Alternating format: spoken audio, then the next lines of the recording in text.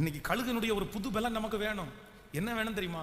நம்ம சில நேரத்தில் ஒரு டார்கெட்டை, ஒரு காரியத்தை நம்ம நினைக்கும் போது நம்ம நிறைய பேர் டிஸ்டர்ப் ஆயிடும்.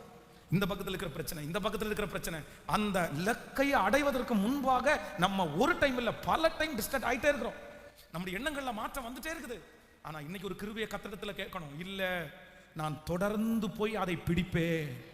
என்னை சுற்றி எத்தனை வந்தாலும் நான் நியமித்த ஓட்டத்தை, எனக்காக டார்கெட் கட் பண்ணிட்டு இருக்கிற அந்த காரியத்தை, என் மனதில் எழும்பின அந்த அபிஷேகத்தை, அந்த வைராக்கியத்தை, அந்த லக்கை, அதை மட்டும்தான் நான் பார்ப்பேனே தவிர என் லக்குக்கு பின்னாடி இயேசு என்னை வரவேற்கிறதுக்கு நின்றுட்டு இருக்கிறாரு.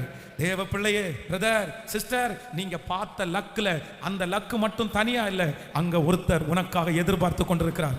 உங்களை கை தட்டுறதுக்கு கர்த்தர் எதிர்பார்த்து கொண்டிருக்கிறார். உங்களை என்கரேஜ் பண்றதுக்கு கர்த்தர் எதிர்பார்த்து கொண்டிருக்கிறார். அந்த லக்கை அடைய விடாதபடி உன்னை சுற்றி இருக்கிற தடைகளை பார்க்காதே, சூழ்நிலைகள்